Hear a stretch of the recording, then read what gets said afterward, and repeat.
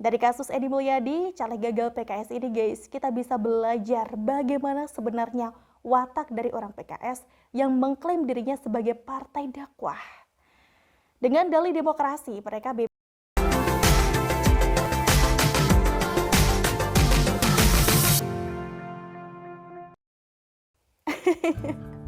Ngakak guys, caleg gagal PKS ini ingatkan hakim dan jaksa terkait kasus hukumnya. Artikel dari Nafis. Masih ingat guys, kasus Edi Mulyadi yang secara lantang mengatakan bahwa Kalimantan sebagai tempat jin buang anak dalam konferensi pers olehnya DKK?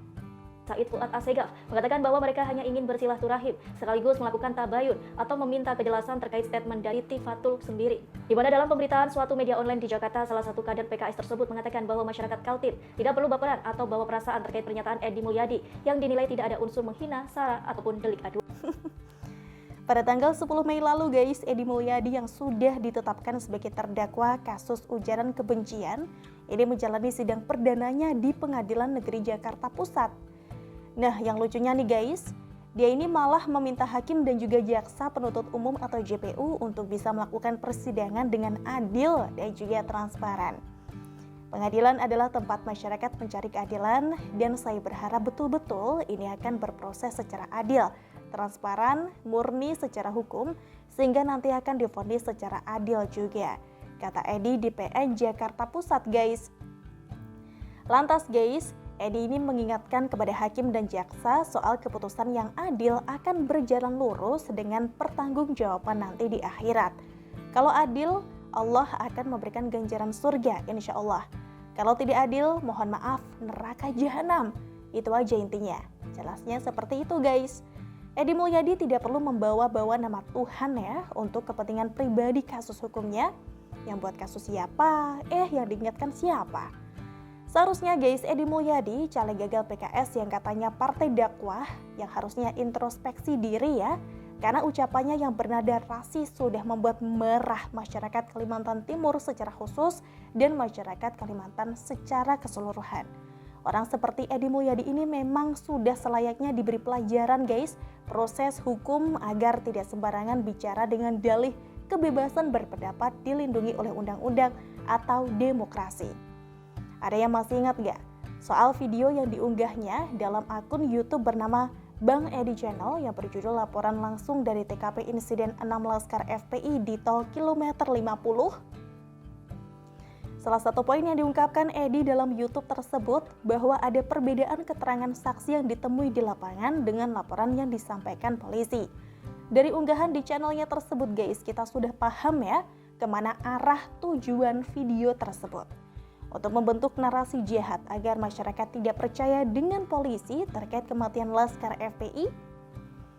Tapi guys, setelah dipanggil pertama kali oleh Bareskrim sebagai saksi untuk dimintai keterangan terkait peristiwa 6 pengikut Habib Rizik Syihab atau HRS di Jalan Tol Jakarta Cikampek atau Japek, Karawang, Jawa Barat, Edi Mulyadi ini malah absen.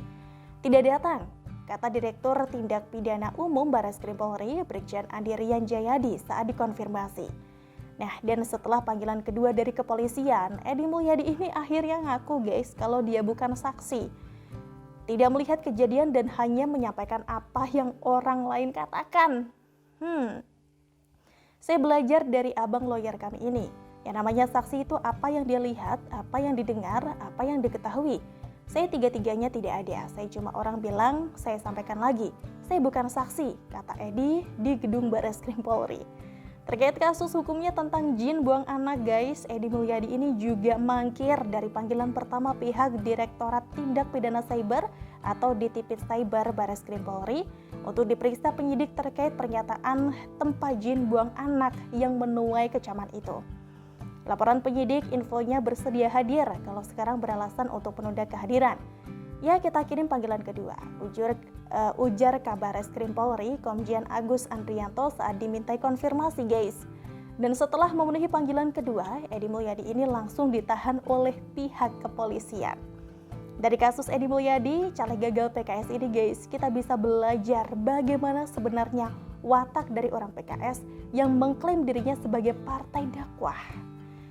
Dengan dalih demokrasi, mereka bebas mengeluarkan pendapat ya yang bisa menimbulkan ketidakpercayaan masyarakat terhadap kepolisian terkait kasus 6 orang Laskar Ormas terlarang FPI.